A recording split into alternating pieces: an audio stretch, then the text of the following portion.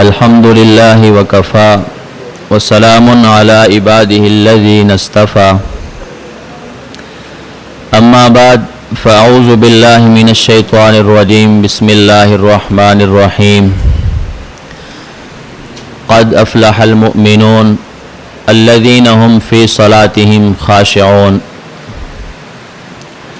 عن علقمة عن ابن مسعود رضي الله تعالى عنه قال ألا أصلي بكم صلاة رسول الله صلى الله عليه وسلم فصلى فلم يرفع يديه إلا في أول مرة أو كما جاء في الحديث اللهم صل على محمد وعلى آل محمد كما صليت على إبراهيم وعلى آل إبراهيم إنك حميد مجيد اللهم بارك على محمد وعلى آل محمد كما باركت على إبراهيم وعلى آل إبراهيم إنك حميد مجيد۔ آج کی نشست میں ترک رفع یدین کا مسئلہ ہم نے پڑھنا ہے۔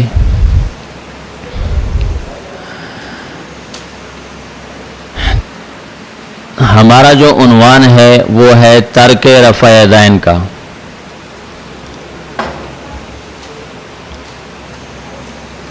بعض دفعہ عنوان کا علم نہ ہونے کی وجہ سے ہم اسے رفع یدین کہہ دیتے ہیں، حالانکہ جو ٹھیک بات ہے وہ یہ ہے کہ اس کو کہا جائے ترک رفع یدین۔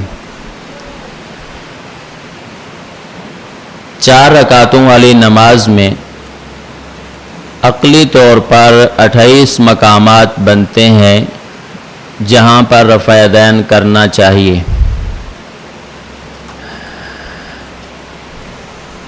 ترک رفع یدین کا مسئلہ بہت ہی معرکۃ الآراء مسئلہ ہے۔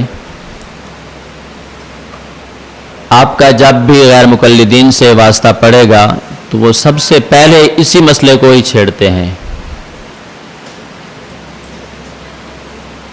اگر یہ مسئلہ صحیح معنوں میں ہم سمجھ لیں تو سب سے زیادہ اسی مسئلے پر بات کرنا آسان ہوتی ہے۔ اگر یہ مسئلہ صحیح معنوں میں انسان نے سمجھا ہوا ہو تو غیر مقلدین اس مسئلے پر آپ کے سامنے 5 منٹ بھی بات نہیں کر سکیں گے انشاءاللہ۔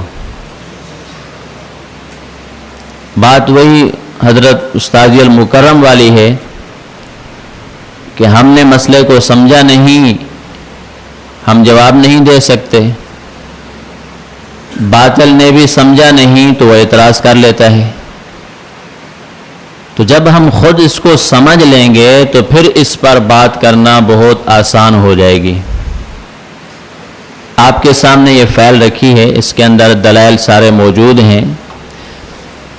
وقت کو ملحوظ رکھتے ہوئے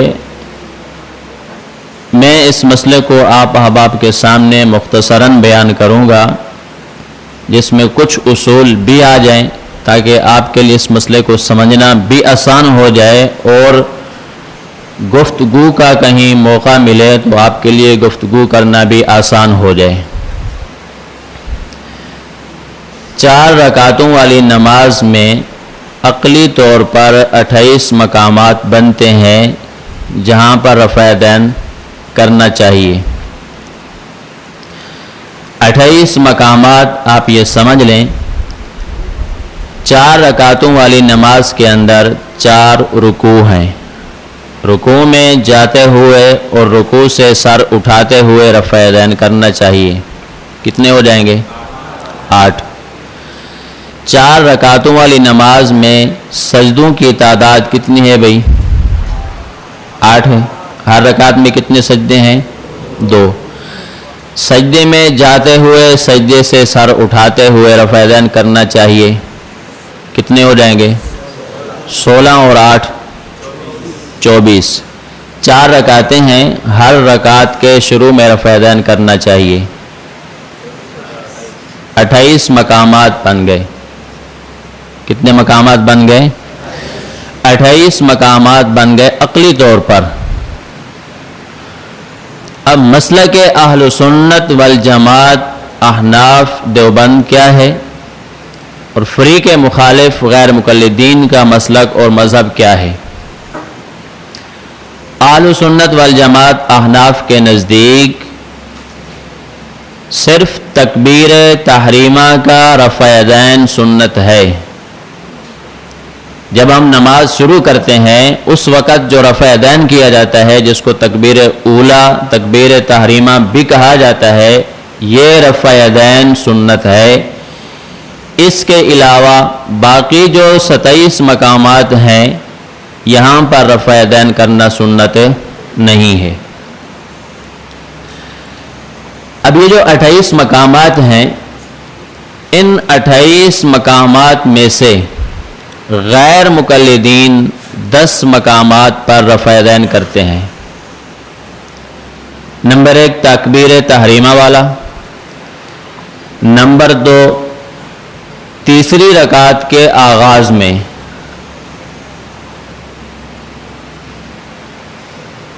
آٹھ مقامات ہیں رکوع والے، رکوع میں جاتے ہوئے رکوع سے سر اٹھاتے ہوئے، 8 اور 2 10 ہو گئے۔ پہلی رکعت کے شروع میں، تیسری رکعت کے شروع میں، رکوع میں جاتے ہوئے رکوع سے سر اٹھاتے ہوئے، یہ کل کتنے مقامات بنتے ہیں بھئی؟ 10۔ ان 10 مقامات میں غیر مقلدین رفع یدین کرتے ہیں۔ باقی جو 18 مقامات ہیں ان میں رفع یدین نہیں کرتے۔ باقی 18 مقامات میں رفع یدین نہیں کرتے۔ بات سمجھی؟ تو 18 مقامات میں رفع یدین وہ بھی نہیں کرتے اور ہم بھی 18 مقامات پر رفع یدین نہیں کرتے۔ 18 مقامات میں رفع یدین نہ کرنا، دونوں کے درمیان کیا ہو گیا؟ اتفاق ہو گیا۔ بات سمجھی؟ باقی کتنے مقامات بچ گئے؟ 10 مقامات بچ گئے۔ ان 10 مقامات میں سے اہل سنت والجماعت احناف صرف ایک مقام اول تکبیر تحریمہ تکبیر اولا کے وقت رفع یدین کرتے ہیں، باقی 9 مقامات میں رفع یدین نہیں کرتے۔ رکوع میں جاتے ہوئے رکوع سے سر اٹھاتے ہوئے اور تیسری رکعت کے آغاز میں رفع یدین نہیں کرتے، جبکہ غیر مقلدین ان پورے 10 مقامات میں رفع یدین کرتے ہیں۔ بات سمجھ آ رہی ہے؟ اب اہل سنت والجماعت احناف کا مسئلہ کیا ہے بھئی؟ صرف تکبیر اولا والا رفع یدین کرنا سنت ہے، رکوع میں جاتے ہوئے رکوع سے سر اٹھاتے ہوئے اور تیسری رکعت کے آغاز میں رفع یدین کرنا یہ خلاف سنت اور منسوخ ہے۔ خلاف سنت اور کیا ہے بھائی؟ منسوخ ہے۔ غیر مقلدین کا مسلک یہ ہے کہ ان 10 مقامات پر پہلی رکعت کے آغاز میں، تیسری رکعت کے آغاز میں، رکوع میں جاتے ہوئے رکوع سے سر اٹھاتے ہوئے، یہ 10 مقامات کا جو رفع یدین ہے ان کے نزدیک فرض یا واجب ہے۔ ہمارے ہاں فرض اور واجب میں کیا ہوتا ہے بھائی؟ فرق ہوتا ہے۔ فرض اور واجب میں کیا ہوتا ہے؟ فرق ہوتا ہے۔ اعتقاداً فرق ہوتا ہے، عملاً فرق نہیں ہوتا۔ اعتقاداً کیا ہوتا ہے؟ فرق ہوتا ہے۔ کیسے؟ کہ جو چیز فرض ہو اگر کوئی بندہ اس کا انکار کر دے تو ایسا بندہ دائرہ اسلام سے کیا ہو جاتا ہے؟ خارج ہو جاتا ہے۔ واجب کا اگر کوئی بندہ انکار کرے تو ایسا بندہ دائرہ اسلام سے خارج نہیں ہوتا، وہ فاسق اور فاجر کہلاتا ہے۔ یہ اعتقاد میں کیا ہو گیا؟ ہمارے نزدیک فرق ہو گیا۔ عمل کے اندر فرق نہیں ہے۔ جس طرح فرض چیز پر عمل کرنا فرض اور ضروری ہوتا ہے، ایسے ہی واجب پر عمل کرنا بھی فرض اور ضروری ہوتا ہے۔ ہم دن میں نمازیں کتنی پڑھتے ہیں؟ 5۔ آپ کہتے ہیں 5، ہمارے استاد جی فرماتے ہیں ہم 6 پڑھتے ہیں۔ 5 نمازوں کا تو آپ کو پتہ ہے، اور چھٹی نماز کون سی ہے؟ وتر کی نماز ہے۔ اگر کوئی بندہ کہیں کام میں مصروف ہو جائے یا کوئی عذر ایسا پیش آ جائے جس کی وجہ سے اس کی یہ پورے دن کی 5 نمازیں کیا ہو جائیں؟ فوت ہو جائیں, اب ان کی کیا کرے گا, وہ قضا کرے گا. تو قضا کرنے کے لیے جہاں ان 5 جو فرائض ہیں ان کی قضا کی جائے گی, تو چھٹی نماز جو وتر کی نماز ہے ان کی بھی کیا کی جائے گی, قضا کی جائے گی. یہ عمل ہے. عملاً فرض اور واجب کے درمیان ہمارے نزدیک بھی کوئی فرق نہیں ہے. صرف فرق کس بات کا ہے بھائی, اعتقاد کا فرق ہے. اور غیر مقلدین کے ہاں فرض اور واجب کا کوئی فرق نہیں ہے. فرض کو وہ کبھی واجب کہہ دیتے ہیں اور واجب کو کبھی کیا کہہ دیتے ہیں, فرض کہہ دیتے ہیں. ان کی کتابیں ہیں, رفع یدین فرض ہے. جس کتاب میں یہ ہے کہ رفع یدین کیا ہے بھائی, فرض ہے, یہ ہے فتاوی رفیقیہ. فتاوی رفیقیہ کے اندر انہوں نے رفع یدین کو کیا کہا, فرض کہا ہے. اور دوسری کتاب ان کی ہے مسئلہ رفع یدین. تیسری کتاب ان کی ہے نور العینین. یہ 3-4 کتابوں کے اندر کہیں رفع یدین کو فرض کہا اور کہیں کیا کہا بھائی, واجب کہا. اب غیر مقلدین کے مطابق جو بندہ نماز میں رفع یدین نہیں کرتا تو اس کی نماز ہوگی یا نہیں ہوگی, نہیں ہوگی. اس لیے کہ فرض چھوٹ جائے تو نماز کیا ہو جاتی ہے, فاسد ہو جاتی ہے. واجب چھوٹ گیا آخر میں کیا ہوتا ہے, سجدہ سہو ہوتا ہے. اگر سجدہ سہو نہیں کیا تو نماز کا اعادہ کیا ہوتا ہے بھائی, واجب ہوتا ہے. تو ان کے نزدیک تو فرق ہے ہی نہیں. تو یہ 10 مقامات ہیں جہاں پر غیر مقلدین کیا کرتے ہیں بھائی, رفع یدین کرتے ہیں اور ان کے نزدیک رفع یدین کرنا کیا ہے, فرض ہے. اور ہمارے نزدیک ان 10 میں سے ایک مقام اول تکبیر اولا والا, تکبیر تحریمہ والا رفع یدین کرنا کیا ہے بھائی, سنت ہے. اور باقی مقامات جو 9 ہیں ان کا رفع یدین کیا ہے, خلاف سنت اور کیا ہے بھائی, منسوخ ہے. اور کیا ہے, منسوخ ہے. مسلک سمجھ میں آ گیا. نمبر 2 دوسری بات, اب بات ہے اس اختلاف کے بعد ایک اور اختلاف بھی ہے. میں نے کہا یہ مسئلہ بہت اہم ہے. اگر اس کی تنقید صحیح معنی میں نہ ہو یا سمجھ میں نہ آئے تو غیر مقلدین سے اس پر بات کرنے کا کوئی فائدہ حاصل نہیں ہوتا. دوسری بات سمجھیں, رفع یدین کے ہم بھی قائل ہیں. آپ صلی اللہ علیہ وسلم نے آغاز میں رفع یدین کیا ہے. رفع یدین کے ہم بھی کیا ہیں, قائل ہیں. ہمارا موقف یہ ہے کہ رفع یدین ہوتا رہا اور بعد میں اس کو کیا کر دیا گیا, ترک کر دیا گیا, چھوڑ دیا گیا. غیر مقلدین کہتے ہیں کہ آپ صلی اللہ علیہ وسلم نے اس کو ترک نہیں کیا.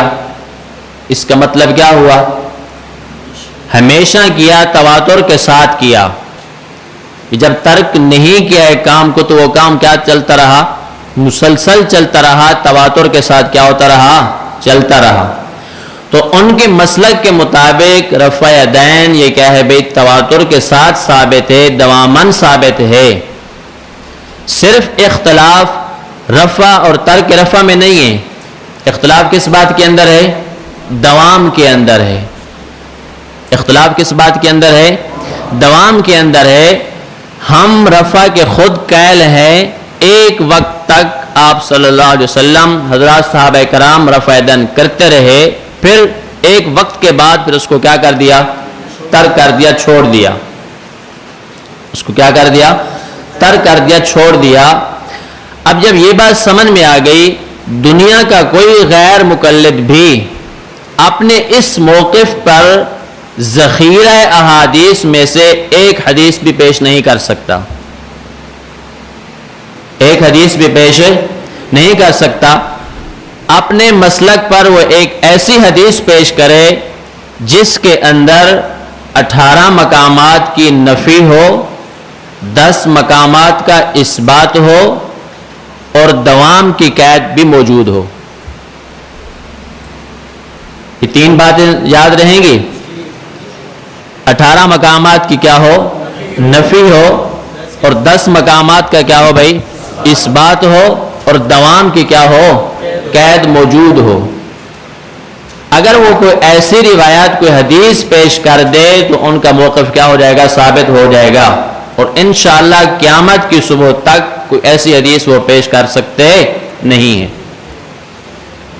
صرف وہ روایات، وہ احادیث جن میں رفع یدین کا ذکر ہے، ان کو پیش کرنے سے ان کا مسلک ثابت ہوتا ہی نہیں ہے۔ ہم کیا کہہ رہے ہیں کہ رفع کے ہم خود کیا ہیں؟ قائل ہیں۔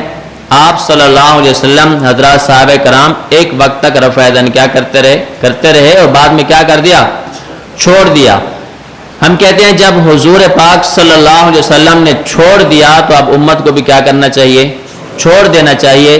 جب تک آپ کرتے رہے، حضرات صحابہ کرام بھی کرتے رہے، جب چھوڑا تو انہوں نے بھی کیا کر دیا؟ چھوڑ دیا۔ غیر مقلدین کی عادت ہے، انہوں نے ہمیشہ اپنا ٹارگٹ احناف کو بنایا ہے۔ اب مسائل کو پرکھیں، دیکھیں، انہوں نے ہمیشہ اپنا موقف اختیار وہ کیا ہے جو احناف کے کیا ہو؟ خلاف ہو۔ ان کو خصوصاً حضرت امام اعظم ابو حنیفہ رحمہ اللہ کے ساتھ بغض اور حسد ہے، بغض اور حسد ہے۔ بات سمجھ آ رہی ہے؟ ہمارے ساتھی ہیں مفتی محمد حسنین صاحب، آپ جانتے ہوں گے، ان کا گھر ہے ہجرت کالونی کلفٹن میں۔ غیر مقلدین تھے وہاں، انہوں نے کچھ ساتھیوں کو خراب کرنے کی کوشش کی اور کچھ کو خراب بھی کر لیا، تو وہ ساتھی ان کے پاس آتے جاتے رہے، یہ سمجھاتے رہے، کرتے کراتے بالآخر انہوں نے کہا بھی ہم مناظرہ کرنا چاہتے ہیں، آپ اپنے کسی مولوی کو بلا کر لے آئیں۔ اب ان سے بات چیت ساری طے ہو گئی۔ غیر مقلدین کو مفتی حسنین صاحب کے مدرسے میں آنا تھا اور وہاں بیٹھ کر بات چیت کرنی تھی۔ مفتی صاحب نے مجھے فون کیا، اس وقت میں یہاں کراچی میں تھا، مجھے بتایا کہ ایسی صورتحال ہے، آپ آ جائیں۔ میں بھی وہاں پہنچ گیا، ہمارے ساتھ مولانا شفیع اللہ صاحب ہیں، ہم دونوں وہاں چلے گئے۔ عصر سے پہلے پہنچے، ہم عشاء تک ان کا انتظار کرتے رہے، 2 دفعہ پیغام بھی بھجوایا اور وہ عشاء کے بعد بڑی تاخیر سے آئے، لیکن آ گئے۔ اب ہمارے ہاتھ میں تو شکار آ گیا، تقریباً وہ 12-13 بندے تھے، مدرسے میں آ گئے۔ مفتی صاحب سے میں نے کہا بھئی بات میں خود کروں گا، آپ میرے ساتھ بیٹھو۔ بات شروع ہوئی تو مسائل پر بات ہوئی تو سب سے پہلے انہوں نے اسی مسئلے کو چھیڑا، رفع یدین والے مسئلے کو۔ مجھے کہتا ہے کہ آپ مدعی ہو، آپ اپنا دعویٰ لکھو۔ میں نے کہا مدعی ہم نہیں ہیں، مدعی تو آپ ہو۔ کہتے آپ ہو۔ میں نے کہا اچھا، آپ مدعی کی تعریف کرو۔ اب مدعی کی تعریف نہیں آتی، مدعی کی تعریف نہیں آتی، یہاں پھنس گیا۔ پھر چلو میں نے یہاں چھوڑا، میں نے کہا آگے چلو۔ اب وہ کہتا ہے، میں نے کہا اپنا آپ موقف بتاؤ، تمہارا موقف کیا ہے؟ کہتے ہیں ہمارا موقف یہ ہے کہ آپ صلی اللہ علیہ وسلم نے رفع یدین کیا، رفع یدین کرنا چاہیے۔ میں نے کہا نہیں، امت کو دھوکہ کیوں دیتے ہو؟ اس کے تو ہم خود قائل ہیں کہ آپ وسلم نے رفع یدین کیا اور بعد میں کیا کر دیا؟ چھوڑ دیا۔ تم اپنا موقف یہ بتاؤ کہ آپ صلی اللہ علیہ وسلم نے رفع یدین ہمیشہ کیا۔ یہ بات لکھنے کے لیے وہ تیار نہیں ہے۔ اس نے مجھ سے سوال کیا کہ آپ رفع یدین کے قائل ہو؟ میں نے کہا میں رفع یدین کو مانتا ہوں، میں قائل ہوں آپ صلی اللہ علیہ وسلم نے رفع یدین کیا ہے۔ میں نے کہا میرا سوال ہے، میں نے کہا آپ یہ بتاؤ کہ آپ ترک کے قائل ہو یا نہیں؟ آپ اس کو مانتے ہو کہ آپ صلی اللہ علیہ وسلم نے ترکیہ چھوڑ دیا؟ یہ میرا ایک سوال تقریباً 1 گھنٹہ ہماری بات ہوئی، آخر تک اس کا جواب نہیں دے سکا۔ یہ کمرہ بھرا رہا، کافی وہاں افراد تھے، بنوری ٹون کے بھی کچھ فضلاء وہاں پر تھے۔ اس ایک سوال پر 1 گھنٹہ بحث ہوئی، وہ اس نے میرا جواب نہیں دیا۔ اب یہ سوال ایسا تھا کہ آپ ترک کے قائل ہو یا نہیں؟ اگر وہ ہاں میں جواب دیتا تب بھی اس کی شکست تھی، اگر نہ میں جواب دیتا تب بھی اس کی شکست تھی۔ اس سوال کے اندر ایسا وہ پھنسا کہ اس کا جواب اس سے بن ہی نہیں سکا۔ اب اگر وہ کہتا ہے میں ترک کا قائل ہوں، مطلب کیا ہوا کہ آپ صلی اللہ علیہ وسلم نے رفع یدین کرنا کیا کر دیا؟ اگر وہ یہ کہتا تو پھر میں لوگوں کو سمجھاتا، جب حضور نے چھوڑ دیا اور یہ مانتا بھی ہے تو پھر تم لوگ رفع یدین کو چھوڑتے کیوں نہیں ہو؟ لوگوں کو کیوں گمراہ کر رہے ہو؟ معاملہ صاف ہو جاتا نا۔ اگر وہ یہ جواب دیتا کہ آپ صلی اللہ علیہ وسلم سے ترک ثابت نہیں، تو پھر کیا مطلب بنتا کہ حضور صلی اللہ علیہ وسلم نے ہمیشہ رفع یدین کیا نا بھائی، پھر آپ ہمیشہ مانو۔ اب اس سوال کے بعد 1 گھنٹہ بحث ہوئی، اس سوال کا وہ جواب نہیں دے سکا۔ آگے اور 2-4 باتیں ہیں۔ بنور ٹون کے مولانا صاحب تھے، انہوں نے جب بخاری شریف اٹھا کر لی، بھئی اس کو اس کا جواب نہیں آتا، دونوں مناظر بخاری کی عبارت پڑھیں۔ اب اس کا ایک پسینہ چڑھے اور اترے، باب و بادل وہی سے یہاں سے بخاری کی عبارت پڑھو، نہیں آ رہی اس کو، چلو جہاں سے آتی وہیں سے پڑھو، نہیں آ رہی۔ تیسرا سوال یہ کیا کہ اس کتاب کے مصنف کا نام کیا ہے، اس کو مصنف کے نام کا پتہ تک بھی نہیں تھا۔ بات سمجھی؟ اور آیا کیا ہوا ہے، 10 بندوں کو لے کر مناظرے کے لیے آیا ہوا ہے۔ تو اگر اس مسئلے کو ہم صحیح معنی میں سمجھ لیں تو میں نے یہ بات تحدی سے کہتا ہوں کہ دنیا کا کوئی غیر مقلد پھر آپ سے اس مسئلے پر بات نہیں کر سکتا۔ اتنی بات اگر آپ یاد رکھ لیں کہ رفع یدین کا جو اختلاف ہے وہ صرف رفع کا نہیں ہے بلکہ دوام کا ہے، وہ دوام کے قائل ہیں، اور ہم کہتے ہیں کہ حضور نے اس کو کیا کر دیا؟ ذخیرہ احادیث میں کوئی ایسی حدیث موجود نہیں ہے جس میں دوام کی قید ہو کہ آپ صلی اللہ علیہ وسلم نے ہمیشہ اور آخر تک رفع یدین کیا ہے۔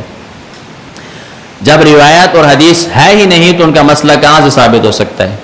ان کا مسئلہ ثابت نہیں ہو سکتا۔ بات سمجھ آ رہی ہے؟ نمبر 2، دوسرا اصول سمجھیں،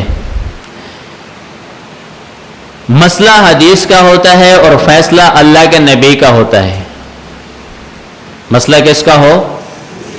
حدیث کا ہو، اور فیصلہ کس کا ہو بھئی؟ اللہ کے نبی کا ہو۔ نمبر 2، مسئلہ فقہ کا ہو اور فیصلہ کس کا ہوتا ہے؟ فقہا کا ہوتا ہے۔ ہم کہتے ہیں فقہ کا مسئلہ ہے تو اس کا مطلب ہے کہ یہ فقہا کا فیصلہ ہے، فقہا اپنے اجتہاد سے کیا کرتے ہیں؟ فیصلہ کرتے ہیں۔ مسئلہ حدیث کا ہو اور فیصلہ اللہ کے نبی کا ہو۔ نمبر 2، مسئلہ فقہ کا ہو اور فیصلہ کس کا ہو؟ فقہا کا ہو۔ اب یہ جو مسئلہ ہے ترک رفع یدین کا، یہ مسئلہ حدیث کا ہے ہی نہیں، یہ مسئلہ فقہ کا ہے۔ یہ مسئلہ کس کا ہے؟ جب یہ مسئلہ ہے ہی فقہ کا، اب اس پر حدیثیں پیش کرنے سے مسئلہ ثابت ہو جائے گا بھئی؟ نہیں، اس لیے کہ اب یہ فیصلہ فقہا کا ہے اور مسئلہ کس کا ہے؟ فقہ کا ہے۔ یہ حدیث کا مسئلہ ہے ہی نہیں، اللہ کے نبی کا فیصلہ موجود نہیں ہے۔ مسئلہ حدیث کا ہو اور فیصلہ اللہ کے نبی کا ہو، اس کی مثال کنت نہیتکم عن زیارت القبور فزوروہا۔ آپ صلی اللہ علیہ وسلم کیا فرما رہے ہیں کہ پہلے میں نے تم کو منع کیا تھا فزوروہا، اب قبرستان جاؤ، قبروں کی زیارت کرو۔ پہلے حضور نے قبرستان جانے سے منع فرمایا، اب کیا فرما رہے ہیں؟ فزوروہا، قبرستان جایا کرو۔ بات سمجھ آئی؟ اب یہاں پر یہ مسئلہ حدیث کا ہے اور فیصلہ کس کا ہے؟ اللہ کے نبی صلی اللہ علیہ وسلم کا ہے۔ قبرستان جانے کا آپ نے خود کیا دے دی؟ اجازت دے دی، حکم دے دیا کہ اب قبرستان جایا کرو۔ سمجھ آ رہی ہے؟ نمبر 2، مسئلہ کس کا ہو؟ فقہ کا ہو اور فیصلہ کس کا ہو؟ فقہا کا ہو۔ ایک مسئلہ ہو اس پر احادیث 2 طرح کی ہوں، ایک مسئلہ ہو اس پر احادیث کتنے طرح کی ہوں؟ 2 طرح کی ہوں۔ آپ صلی اللہ علیہ وسلم ان دونوں طرح کی احادیث کو ایسے ہی چھوڑ کر دنیا سے رخصت ہو جائیں، کوئی فیصلہ فرما کر نہ جائیں۔ اب فقہا کا کام ہے کہ ان 2 احادیث کو لے کر وہ کیا کریں؟ فیصلہ کریں۔ آپ نے تقلید کے مسئلے میں پڑھا تھا، حضرت وائل بن حجر رضی اللہ تعالی عنہ کی روایت پڑھا نا آپ نے؟ عن وائل بن حجر ان النبي صلی اللہ علیہ وسلم قرأ غیر المغضوب علیہم ولا الضالین فقال آمین وخافض بها صوته. دوسری میں کیا تھا؟ ومد بها صوته. اب یہ دونوں روایتیں آ رہی ہیں، دونوں قسم کی روایتیں ہیں، اللہ کے نبی کا فیصلہ نہیں ہے. اب اس کا فیصلہ کس نے کرنا ہے؟ فقہا نے کرنا ہے. اب یہ مسئلہ کس کا بنے گا؟ فقہ کا بنے گا، اور فیصلہ فقہا کا بنے گا. یہی بات رفع یدین اور ترک رفع والی روایات کے اندر ہے. یہ روایات بھی دو طرح کی ہیں، رفع یدین کا ذکر بھی موجود ہے اور ترک رفع کا ذکر بھی کیا ہے بھائی؟ موجود ہے. اللہ کے نبی نے کوئی فیصلہ نہیں فرمایا، دنیا سے آپ تشریف لے گئے. جب احادیث دونوں طرح کی ہیں تو اب فیصلہ کس نے کرنا ہے بھائی؟ فقہا نے کرنا ہے. تو فقہا میں سے سید الفقہا امام اعظم ابو حنیفہ رحمہ اللہ نے یہ فیصلہ دیا کہ رفع یدین کیا ہے بھائی؟ منسوخ ہو چکا ہے، خلاف سنت ہے. تو اب یہ مسئلہ کس کا ہے؟ فقہ کا ہے. اور فیصلہ کس کا ہے بھائی؟ اللہ کے نبی صلی اللہ علیہ وسلم کا ہے. بات سمجھے؟ تو اب اس پر احادیث پیش کرنا، لوگوں کو بتانا کہ یہ حدیث کا مسئلہ ہے، تو یہ بات درست نہیں ہے. یہ فیصلہ فقہا کا ہے اور مسئلہ کس کا ہے؟ فقہ کا ہے. مسئلہ فقہ کا ہے. نمبر 3، تیسرا اصول سمجھیں. ہم نے اپنے مسلک اور موقف کے اندر دو باتیں کہی ہیں. نمبر 1، ان مقامات کا 9 مقامات کا جو رفع یدین ہے یہ کیا ہے؟ خلاف سنت ہے. نمبر 2، ان مقامات کا رفع یدین کیا ہے بھائی؟ منسوخ ہے. رفع یدین کیا ہے؟ منسوخ ہے. اس سے پہلے ایک بات سمجھ لیں، رفع یدین کی جو روایات ہیں کتب احادیث کے اندر ان کی تعداد کافی ہے، متعدد روایات ہیں. اب پوری بات سمجھیں گے، آخر میں اس کا نتیجہ دیکھیں کیا نکلتا ہے. ترک رفع کی جو روایات ہیں، صریح روایات ہیں، ان کی تعداد کل 5 ہے. کتنی تعداد ہے بھائی؟ کل 5 ہے. رفع یدین کی جو روایات ہیں ان کی تعداد متعدد ہے. یہ ہے روایات کا معاملہ. نمبر 2، امت کا تعامل کیا ہے؟ امت کا تعامل کیا ہے؟ جو لوگ رفع یدین کے قائل ہیں وہ کہتے ہیں کہ 50 حضرات صحابہ کرام رضوان اللہ علیہم اجمعین سے رفع یدین کی روایات مروی ہیں. کتنے حضرات سے؟ 50 صحابہ کرام سے رفع یدین کی روایت کیا ہیں بھائی؟ مروی ہیں. امام العصر علامہ انور شاہ کشمیری رحمہ اللہ فرماتے ہیں کہ یہ بات ان کی درست نہیں ہے. کیوں؟ اس 50 کی تعداد میں ان صحابہ کرام کو بھی شامل کر دیا جن سے تکبیر تحریمہ والا رفع یدین روایات میں مروی ہے. وہ روایات جن کے اندر تکبیر تحریمہ والا رفع یدین مروی ہے، ان روایات کے جو راوی صحابہ ہیں ان کو بھی اس تعداد میں کیا کر دیا ہے؟ شامل کر دیا ہے. علامہ انور شاہ کشمیری رحمہ اللہ فرماتے ہیں صحیح جو تعداد ہے وہ 15 یا اس سے بھی کچھ کم بچ جاتی ہے. یہ 15 صحابہ یا اس سے بھی کچھ کم جن سے رفع یدین کی روایات کیا ہیں بھائی؟ مروی ہیں. بات سمجھ آ رہی ہے؟ 15 صحابہ بچ جاتے ہیں. نمبر 2، امت کا تعامل کیا ہے؟ امت کا عمل کیا ہے؟ مدینہ المنورہ جو محبت وحی ہے، جہاں پر وحی اترا کرتی تھی. نمبر 2، کوفہ جو اسلام کی چھاونی تھی، حضرت عمر رضی اللہ تعالی عنہ کے حکم سے اسے اسلام کی چھاونی بنایا گیا، اور حضرت علی رضی اللہ تعالی عنہ نے اسے دارالخلافہ بنایا تھا کوفہ کو. یہ 2 شہر ایسے ہیں جن کے بارے میں محدثین فرماتے ہیں کوفہ کے اندر 500 صحابہ کرام کا رہائش پذیر ہونا یہ اتفاقی معاملہ ہے. کتنے صحابہ کا؟ لیکن علامہ اجلی رحمہ اللہ کی روایت کے مطابق جو صحابہ کرام کوفہ میں تشریف لے گئے ان کی تعداد 1500 ہے. کتنی تعداد ہے؟ ان 1500 صحابہ کے اندر 70 بدری صحابہ ہیں اور 300 وہ صحابہ ہیں جنہوں نے بیعت رضوان کی تھی. جب حضرت عثمان رضی اللہ تعالی عنہ کی غلط خبر مشہور حدیبیہ کے موقع پر اس کو بیعت رضوان کہا جاتا ہے. 300 صحابہ بیعت رضوان والے ہیں اور 70 صحابہ کون سے ہیں بھائی؟ بدری ہیں. کل تعداد کتنی ہو گئی صحابہ کی؟ 1500 صحابہ کرام کوفہ کے اندر موجود ہیں. بات سمجھے؟ مدینہ المنورہ جو وحی کے اترنے کی جگہ ہے، اس مدینے کے اندر اکثریت ان احباب کی تھی جنہوں نے رفع دین کو چھوڑ دیا تھا، ترک رفع کا عمل اپنایا ہوا تھا، رفع دین نماز میں نہیں کرتے تھے. نمبر 2 کوفہ کے بارے میں محدثین فرماتے ہیں کہ کوفہ کے اندر ایک شخص بھی ایسا نہیں تھا جو رفع دین کرتا ہو، جس میں 1500 صحابہ کرام، جس میں بڑے بڑے جلیل اور قد صحابہ کرام موجود ہیں. اس کے علاوہ پورے شہر کوفہ کے بارے میں یہ ہے کہ ایک شخص بھی وہاں نہیں تھا جو رفع دین کا قائل ہو اور رفع دین کیا کرتا ہو. امام مالک رحمہ اللہ مدینہ المنورہ کے امام ہیں، مدینے میں رہائش پذیر ہیں. حضرت امام مالک رحمہ اللہ حضرت عبداللہ بن عمر رضی اللہ تعالی عنہما کی روایت کو بہت اہمیت دیتے ہیں.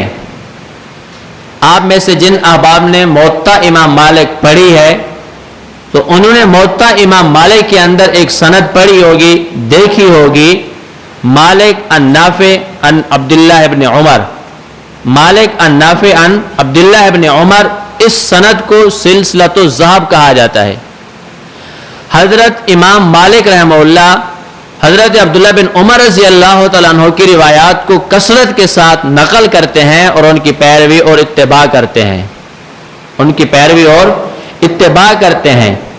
یہی حضرت عبداللہ بن عمر ہیں رضی اللہ تعالیٰ عنہما. بخاری جلد 1 صفحہ 102 پر ان سے روایت مروی ہے جس کے اندر رکوع میں جاتے ہوئے، رکوع سے سر اٹھاتے ہوئے رفع دین کا ذکر موجود ہے. غیر مقلدین اسی حدیث کو بطور دلیل کے پیش کرتے ہیں. حضرت عبداللہ بن عمر رضی اللہ تعالیٰ عنہ کی روایت بخاری جلد 1 صفحہ 102 پر جو موجود ہے اس کے اندر رکوع میں جاتے ہوئے، رکوع سے سر اٹھاتے ہوئے رفع دین کا ذکر کیا ہے بھائی؟ موجود ہے. اور حضرت امام مالک رحمہ اللہ کن کی روایت زیادہ لیتے ہیں؟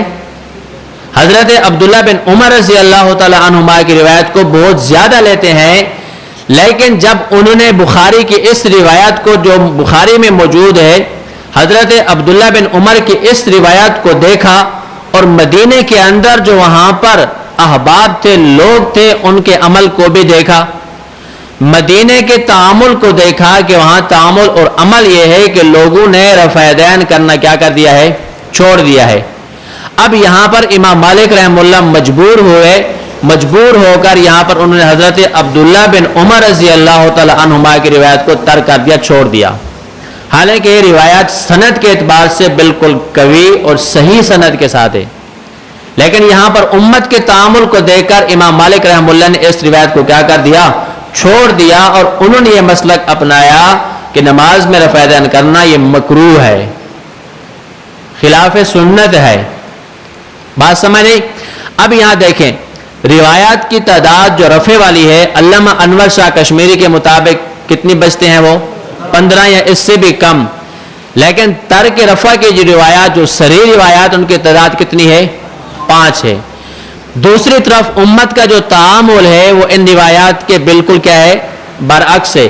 امت کا تعامل مدینہ المنورہ اور کوفہ یہ دونوں شہر اسلامی شہر ہیں جہاں پر صحابہ کرام کی کثیر تعداد موجود تھی. انہوں نے مسلک کون سا اپنایا ہوا تھا؟ ترک رفع دین کا مسلک اپنایا ہوا تھا. اصول حدیث کا ضابطہ ہے کہ تعامل جو ہے یہ ایک بذات خود ایک اصول ہے. ایک طرف سے امت کا تعامل ہو، ایک طرف سے روایات ہو، تو روایات کی تعداد خود بخود کم ہو جاتی ہے. امت کے تعامل کے آنے کے بعد پھر روایات کی چندہ ضرورت ہی نہیں رہتی. اس وجہ سے امام مالک رحمہ اللہ نے حضرت عبداللہ بن عمر کی روایت کو چھوڑا उम्मत के तामुल को देखकर उन्होंने मसलक ये अपनाया कि अब नमाज में रफ़ा यदैन करना ये मकरूह है और खिलाफ सुन्नत है। बात समझ आ रही है? अब आपको किसी किस्म की परेशानी नहीं होनी चाहिए कि रफ़ा यदैन की रिवायात तो बहुत सारी हैं, जितनी भी हूं इससे कोई फर्क नहीं पड़ता। जब उम्मत का तामुल आ जाता है तो फिर इन रिवायात की जरूरत नहीं रहती, फिर इन रिवायात की जरूरत नहीं रहती। बात समझ आ रही है? अब जो ये हमारी 5 सरी रिवायात हैं उनमें से हमारी जो मजबूत तरीन दलील है वो हजरत अब्दुल्ला बिन मसऊद रजी अल्लाह तआला अन्हु की हदीस है। हजरत अब्दुल्ला बिन मसऊद रजी अल्लाह तआला अन्हु हजरत सहाबा कराम को फरमाते हैं कि क्या मैं आपको आप सल्लल्लाहु अलैहि वसल्लम की नमाज पढ़कर ना दिखाऊं? सल्लु रायतुमूनी कमा उसल्ली, ये हदीस है। ये सहाबा वो हैं जिन्होंने कई साल तक हुजूर की नमाज को देखा और हुजूर के पीछे नमाजें पढ़ते रहे। हजरत अब्दुल्ला बिन मसऊद रजी अल्लाह तआला अन्हु पैगंबर की नमाज का नक्शा बता रहे हैं, पैगंबर की नमाज की हैयत बता रहे हैं। आप खड़े हुए, आपने फसल्ला नमाज शुरू की, फलम यरफा यदैहि इल्ला फी अव्वली मर्रतिन, पहली मर्तबा जो तकबीर तहरीमा का रफ़ा यदैन है वो किया और इसके बाद फिर रफ़ा यदैन नहीं किया। सहाबी रसूल कभी भी नबी पाक सल्लल्लाहु अलैहि वसल्लम पर झूठ नहीं बोल सकता। सहाबी तो बहुत बड़ी शख्सियत है। हमारा ये अकीदा है कि आम मुसलमान जिसके दिल के अंदर जरा बराबर भी ईमान है वो भी अपने नबी पर झूठी बात मंसूब नहीं कर सकता। चाहे जाए कि सहाबी के बारे में ऐसा गुमान किया जाए। हजरत अब्दुल्ला बिन मसऊद हुजूर की नमाज का नक्शा पेश करके बता रहे हैं कि आप सल्लल्लाहु अलैहि वसल्लम की नमाज ये थी, सिर्फ तकबीर तहरीमा के वक्त रफ़ा यदैन होता था, उसके बाद रफ़ा यदैन क्या कर दिया? तर्क कर दिया। रफ़ा यदैन क्या कर दिया भाई? तर्क कर दिया। बात समझे?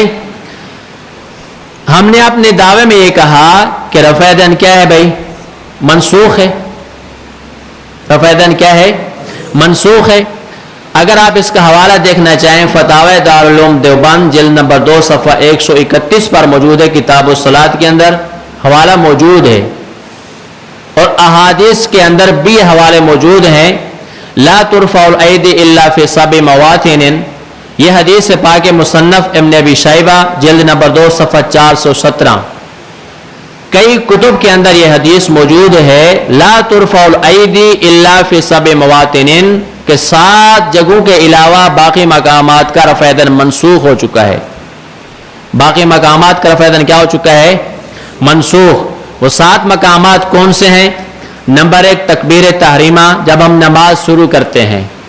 नंबर 2 वितर की जब नमाज पढ़ते हैं, तीसरी रकात में दुआ कुनूत के बाद हम क्या करते हैं?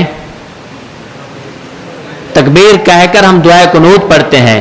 2 नंबर 3 ईदैन की नमाज में रफ़ा यदैन। कितने मकामात हो गए? 3। 4 मकामात हज के हैं, सफ़ा मरवा इस्तिलाम के वक़्त और मैदान अरफात में। ये 4 मकामात हैं जहाँ पर रफ़ा यदैन। ये 3, ये 7 मकामात के अलावा बाकी तमाम मकामात का रफ़ा यदैन क्या हो चुका है भाई? मनसूख हो चुका है। सही है। आप आसानी के लिए देखना चाहें फतावा दारुल उलूम देवबंद जिल्द नंबर 2 सफ़ा नंबर 131 किताब उस-सलात के अंदर ये आपको ये हदीस और इस पर पूरी तशरीह आपको मिल जाएगी। बात समझे?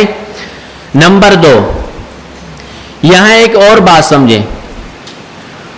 पूरी ज़ख़ीरा अहादीस को देखने के बाद, छानबीन करने के बाद 7 किस्म के मौक़े मिलते हैं, 7 किस्म के मौक़े की रिवायात मिलती हैं जहां पर रफ़ा यदैन साबित है। कितने मकामात? 7 किस्म के मौक़े मिलते हैं जहां पर रफ़ा यदैन क्या है भाई? साबित है। इस बात को पूरी तवज्जो से आप सुने। नंबर 1 तकबीर तहरीमा के वक्त रफ़ा यदैन साबित है, इसका जिक्र हदीस पाक के अंदर मौजूद है। नंबर 1 तकबीर तहरीमा के वक़्त। नंबर 2 रुकू में जाते हुए, रुकू से सर उठाते हुए। नंबर 3 सजदे में जाते हुए। नंबर 4 दोनों सजदों के दरमियान। नंबर 5 दूसरी रकात के शुरू में। نمبر 6 تیسری رکعت کے شروع میں، نمبر 7 ہر اونچ نیچ پر۔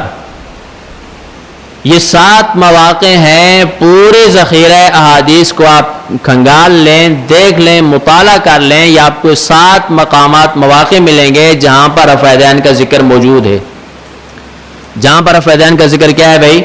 موجود ہے۔ نمبر 1 کیا ہے؟ تکبیر تحریمہ، اس کا ذکر حضرت عبداللہ بن مسعود رضی اللہ تعالیٰ عنہ کی روایت کے اندر ہے، ترمذی ابو داؤد کے اندر موجود ہے۔ نمبر 2 رکوع میں جاتے ہوئے، رکوع سے سر اٹھاتے ہوئے، اس کا ذکر حضرت عبداللہ بن عمر، بخاری جلد 1 صفحہ 102 پر موجود ہے۔ نمبر 3 سجدے میں جاتے ہوئے، سجدے میں جاتے ہوئے، کتاب کا نام ہے نسائی شریف، حضرت مالک بن حویرث رضی اللہ تعالیٰ عنہ راوی ہیں۔ نمبر 4 دونوں سجدوں کے درمیان میں، راوی حضرت عبداللہ بن عباس رضی اللہ تعالیٰ عنہما ہیں، ابو داؤد نسائی کے اندر یہ روایت موجود ہے۔ نمبر 5 دوسری رکعت کے شروع میں، حضرت وائل بن حجر رضی اللہ تعالیٰ عنہ کی روایت ابو داؤد کے اندر موجود ہے۔ نمبر 6 تیسری رکعت کے شروع میں، حضرت عبداللہ بن عمر رضی اللہ تعالیٰ عنہما کی روایت بخاری جلد 1 صفحہ 102 پر موجود ہے۔ نمبر 7 عند کل خفض و رفع، ہر اونچ نیچ پر کیا کرنا چاہیے؟ رفع یدین کرنا چاہیے۔ ابن ماجہ کے اندر حضرت عمیر بن حبیب رضی اللہ تعالیٰ عنہ کی روایت موجود ہے۔ کتنے مواقع آ گئے بھائی؟ 7 مواقع آ گئے۔ نمبر 1 تکبیر تحریمہ، نمبر 2 رکوع میں جاتے ہوئے، رکوع سے سر اٹھاتے ہوئے، نمبر 3 سجدے میں جاتے ہوئے، نمبر 4 دونوں سجدوں کے درمیان، نمبر 5 دوسری رکعت کے شروع میں، نمبر 6 تیسری رکعت کے شروع میں، نمبر 7 ہر اونچ نیچ پر۔ 7 مواقع ہیں۔ آپ پوری ذخیرہ احادیث دیکھ لیں، آپ کو یہ 7 مواقع ملیں گے جہاں پر رفع یدین کا ذکر کیا ہے بھائی؟ موجود ہے۔ اب دیکھیں، پہلا موقع حضرت عبداللہ بن مسعود کی روایت تکبیر اولا والا، اس کے اندر ہمارا اور غیر مقلدین کا کیا ہے بھائی؟ اتفاق ہے نا بھائی؟ اس کو چھوڑ دو، کتنے باقی پیچھے رہ گئے؟ 6 مواقع رہ گئے، گنتے جانا۔ سجدے میں جاتے ہوئے 1، دونوں سجدوں کے 2، دوسری رکعت کے 3، ہر اونچ نیچ پر 4۔ یہ 4 مواقع ایسے ہیں جہاں پر غیر مقلدین بھی رفع یدین نہیں کرتے اور ہم بھی نہیں کرتے۔ کتنے ہوگا ٹوٹل؟ 5۔ 4 مقامات اتفاقی ہیں جہاں پر وہ بھی نہیں کرتے، ہم بھی۔ 1 مقام تکبیر اولا والا، یہ بھی اتفاقی ہے جہاں پر ہم دونوں کرتے ہیں۔ 5 ہو گئے، پیچھے کتنے رہ گئے؟ کون سے؟ رکوع میں جاتے ہوئے، رکوع سے سر، تیسری رکعت کے۔ اس 2 مقامات میں جو 10 مقامات کا رفع یدین بتایا تھا نا کہ 4 رکوع 8 ہو گئے، یہ 2 مقامات کیا بچے؟ اختلافی بچ گئے نا بھائی۔ ہمارے نزدیک ان 2 مقامات کا رفع یدین بھی کیا ہے؟ منسوخ ہے، اور ان کے نزدیک یہ کیا ہے؟ فرض یا واجب ہے، فرض یا واجب ہے۔ اب دیکھنا،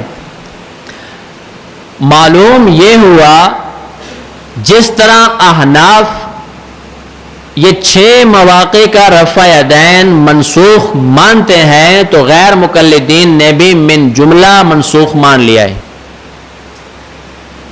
4 مواقع کا انہوں نے بھی مانا نہیں مانا؟ مانا ہے نا۔ من جملہ انہوں نے بھی اس کو کیا کر لیا؟ منسوخ مانا۔ صحیح ہے، احناف نے بھی اس کو کیا کیا؟ منسوخ مانا۔ یہ پورے ذخیرہ احادیث کے اندر یہ 7 مواقع کی روایات موجود ہیں۔ اب اس اختلاف کو ختم کیسے کیا جائے گا؟ اس اختلاف کو ختم کیسے کیا جائے گا؟ حضرت شیخ الہند رحمہ اللہ نے ایک مثال سے اس کو سمجھایا۔ فرماتے ہیں ایک بہت بڑا محل ہو، اس محل کے اندر کمرے ہیں، ایک رپورٹ یہ ہے کہ اس محل کے ایک کمرے میں لائٹ اور بجلی ہے، دوسری رپورٹ 2 کمروں کی ہے، 3 کمروں کی، 4 5 6 سب کمروں کی رپورٹیں ہیں۔ اب یہ رپورٹوں کا کیا ہوا؟ اختلاف ہوا نہ ہوا؟ ایک رپورٹ ہے 1 کمرے میں ہے، دوسری رپورٹ ہے 2 میں ہے، تیسری کس میں ہے 3 میں ہے، 4 5 6 اور سب کمروں میں ہے، یہ اختلاف ہو گیا رپورٹوں۔ اب اس اختلاف کو ختم کرنے کی عقلاً 2 ہی صورتیں بنتی ہیں۔ کتنی صورتیں بنتی ہیں؟ 2 صورتیں بنتی ہیں۔ پہلی صورت یہ ہے کہ یہ کہا جائے کہ تمام کمروں کے اندر بجلی موجود ہے، آخری صورت لیجئے نا بھائی۔ اب رہی کہ 6 کمروں میں بجلی موجود ہے، 5 میں ہے، 4 میں ہے، 2 میں، 3 میں، 1 میں۔ ان رپورٹوں کے بارے میں یہ کہا جائے یہ پہلے کی رپورٹیں ہیں، جب 1 کمرے میں بجلی تھی تو رپورٹ تھی، جب 2 میں تھی رپورٹ تھی، اب آخر میں تمام کمروں میں بجلی ہے تو آخری رپورٹ کیا ہے؟ تمام کمروں میں بجلی کو مانا جائے، اختلاف کیا ہو جائے گا؟ ختم ہو جائے گا۔ بات سمجھے کیا مطلب؟ کہ تدریجاً اس محل کے کمروں میں بجلی کو کیا کیا گیا ہے بھائی؟ بڑھایا گیا ہے، سمجھے؟ دوسرا عقلاً اس کے اختلاف کے ختم کرنے کا طریقہ یہ ہے کہ صرف 1 کمرے کی بجلی کو مانا جائے اور باقی جو کمرے والی بجلی ہیں یہ کہا جائے کہ یہ پہلے کی رپورٹیں ہیں۔ تدریجاً بجلی کو کمروں سے کیا کیا گیا؟ ختم کیا گیا۔ اب صرف 1 کمرے کے اندر بجلی رہ گئی ہے، 2 3 4 سب کمروں کی بجلی وہ کیا کر دی؟ تدریجاً ختم کر دی گئی ہے۔ حضرت شیخ الہند رحمہ اللہ فرماتے ہیں یہ جو احادیث کے اندر 7 مواقع ہیں، کیا ہیں؟ 7 مواقع ہیں، اس اختلاف کو ختم کرنے کے لیے 2 ہی صورتیں بنتی ہیں۔ یا تو یہ کہا جائے کہ پہلے صرف تکبیر تحریمہ کا رفع دین تھا، پھر تدریجاً اس کو کیا کیا گیا؟ بڑھایا گیا۔ رفع دین تکبیر تحریمہ کا تھا، پھر اس کو تدریجاً کیا کیا گیا؟ بڑھایا گیا۔ بات سمجھ میں؟ رکوع میں جاتے ہوئے، رکوع سے اٹھاتے ہوئے، سجدے میں جاتے ہوئے، درمیان والا، آخری رپورٹ کیا ہے؟ ہر اونچ نیچ پر، ہر اونچ نیچ پر۔ بات سمجھے؟ اب یہ کہا جائے کہ ہر اونچ نیچ پر یہ آخری رپورٹ ہے اور پہلے کی جو ہیں وہ پہلے کی ہیں، لہذا اب آخری کو کیا کر لیا؟ مان لیا جائے تو اختلاف کیا ہو جائے گا؟ ختم ہو جائے گا۔ دوسری صورت اس کی یہ ہے کہ یہ کہا جائے کہ پہلے پوری نماز میں رفع دین ہوتا تھا، ہر اونچ نیچ پر تھا، پھر آہستہ آہستہ اس کو تدریجاً اس کو کیا کیا گیا؟ ختم کیا گیا۔ اب صرف اور صرف تکبیر تحریمہ کا رفع دین باقی رہا، باقی مقامات کا رفع دین کیا کر دیا گیا ہے بھائی؟ منسوخ کر دیا گیا ہے۔ بات سمجھ میں؟ اب یہ 2 طرح کی رپورٹیں آ گئی۔ احناف کا مسئلہ کیا ہے کہ تدریجاً رفع دین کو کیا کیا گیا؟ منسوخ کر دیا گیا، ختم کر دیا گیا۔ اور غیر مقلدین کیا کہتے ہیں؟ 2 مقامات کا وہ کیا کرتے ہیں بھی؟ مانتے ہیں، رکوع میں جاتے، رکوع سر اٹھاتے اور تیسری رکعت کے شروع کے اندر۔ بات سمجھ آ رہی ہے؟ اب یہاں پر دیکھیں احناف کا جو مسلک ہے یہ قرین قیاس زیادہ ہے، راجح ہے۔ کیسے؟ احناف نے بالکلیہ آخری رپورٹ لی، یہ فرمایا کہ تدریجاً رفع دین کو کیا کر دیا گیا؟ ختم کر دیا گیا، چھوڑ دیا گیا۔ غیر مقلدین بے رفع دین کو چھوڑنے کو ترک کے قائل ہیں۔ کتنے مقامات میں؟ 4 مقامات میں۔ 4 مقامات میں وہ بھی مانتے ہیں کہ منسوخ ہے، چھوڑ دیا گیا، لیکن ادھر سے آخری رپورٹ بھی نہیں لیتے، درمیان والی لے رہے ہیں۔ آخری رپورٹ نہیں لے رہے، کون سی لے رہے ہیں؟ درمیان والی رپورٹ لے رہے ہیں۔ تو احناف کا مسئلہ کیا ہے بھی؟ راجح ہے۔ کیسے؟ احناف فرماتے ہیں کہ باقی مقامات کا رفع دین کیا ہو چکا ہے؟ منسوخ ہو چکا ہے۔ غیر مقلدین بھی منسوخ مانتے ہیں لیکن پورے مقامات کا نہیں، کچھ کا مانتے ہیں۔ تو منسوخ کے اندر دونوں متفق ہیں۔ فرق کیا ہے؟ احناف کے نزدیک بالکلیہ منسوخ ہو چکا ہے اور ان کے نزدیک 4 مقامات کا منسوخ ہے۔ تو احناف کا مسئلہ کیا ہوا؟ راجح ہوا۔ اس سے یہ ثابت ہوا کہ غیر مقلدین کا مسئلہ کیا ہے؟ درست نہیں ہے۔ اس نسخ کے اوپر ایک اور قرینہ سمجھیں۔ ابو داؤد کی روایت ہے، حضرت معاذ رضی اللہ تعالیٰ عنہ کی روایت ہے۔ اس روایت کے اندر نماز کے اندر 3 طرح کے تغیرات آئے ہیں. نماز کے اندر کتنے طرح کے؟ 3 طرح کے. نمبر 1، پہلے یہ تھا جب صحابہ آپ صلی اللہ علیہ وسلم کے پیچھے نماز پڑھتے، آنے والا جو صحابی ہوتا تھا وہ کیا کہلاتا؟ مسبوق. جس کی 1-2 رکعتیں رہ جائیں وہ کیا ہوتا ہے بھائی؟ مسبوق ہوتا ہے. مسبوق شخص آتا، صف میں کھڑے ہو کر صحابی سے، نمازی سے پوچھ لیتا کہ کتنی رکعتیں ہو گئی ہیں، وہ بتا دیتا 1 رکعت یا 2 رکعتیں جتنی ہو گئی. اب وہ مسبوق آنے والا پہلے وہ فوت شدہ رکعت یا رکعتیں پڑھتا اور پھر نماز میں کیا ہوتا؟ شریک ہوتا. شروع میں یہ طریقہ تھا. ہمارے ہاں کیا ہے، امام جس حالت میں ہو ہم آ کر کیا کرتے ہیں بھی مل جاتے ہیں.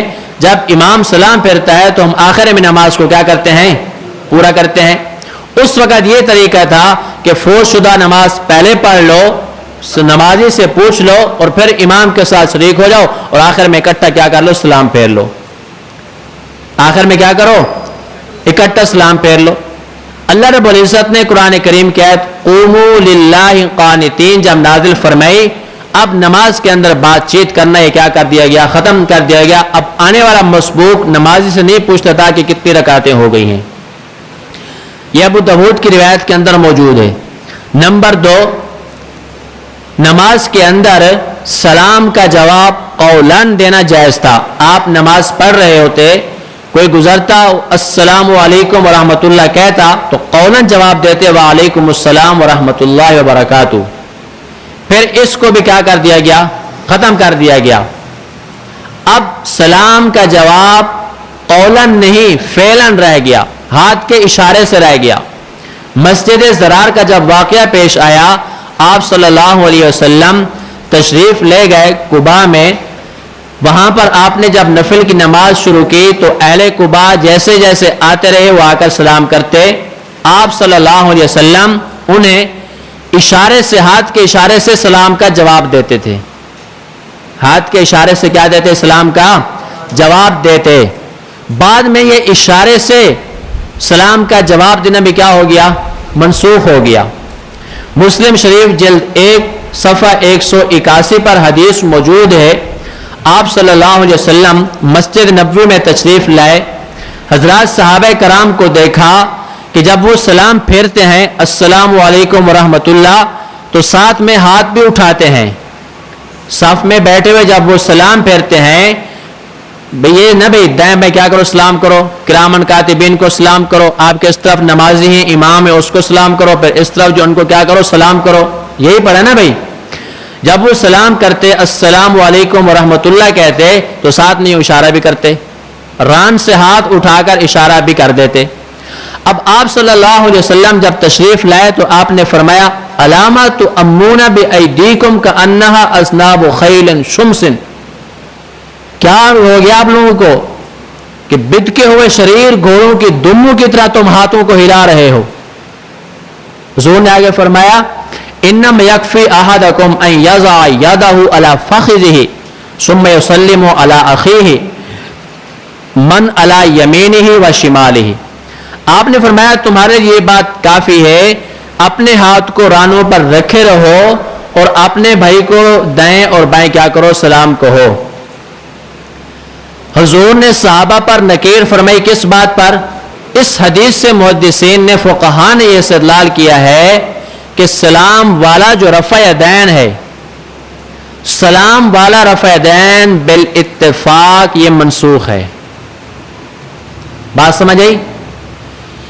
اسی مسلم کے اندر جلد 1 صفحہ یہی 181 اس سے اوپر والی جو حدیث ہے حضرت جابر بن سمرہ رضی اللہ تعالیٰ عنہ کی حدیث ہے. آپ صلی اللہ علیہ وسلم مسجد میں تشریف لائے اور اس حدیث کے الفاظ یہ ہیں قال خرج علینا رسول اللہ صلی اللہ علیہ وسلم فقال ما لی اراکم رافعی ایدیکم کانھا اذناب خیل شمس اسکنوا فی الصلاۃ. اس حدیث کا مفہوم اور خلاصہ یہ ہے کہ آپ صلی اللہ علیہ وسلم تشریف لائے اور صحابہ کرام کو رفع یدین کرتے دیکھا تو آپ نے فرمایا کہ میں کیا ہو گیا، کیا دیکھ رہا ہوں کہ تم بٹکے ہوئے شریر گھوڑوں کی دموں کی طرح اپنے ہاتھوں کو ہلا رہے ہو. آپ نے حکم دیتے ہوئے فرمایا اسکنوا فی الصلاۃ, نماز میں کیا کرو, سکون اختیار کرو. اس کا مطلب کیا ہوا کہ نماز میں رفع دین نہیں کرنا چاہیے. یہاں پر لفظ ہے اسکنوا فی الصلاۃ, یہ نماز کے درمیان کا رفع دین ہے. اس سے بھی رفع دین کا کیا ہونا ثابت ہوا, منسوخ ہونا ثابت ہو گیا. وآخر دعوانا الحمد للہ رب العالمین. لا إله إلا الله لا إله إلا الله لا إله إلا الله ما لنا رب سوى لا إله إلا الله لا إله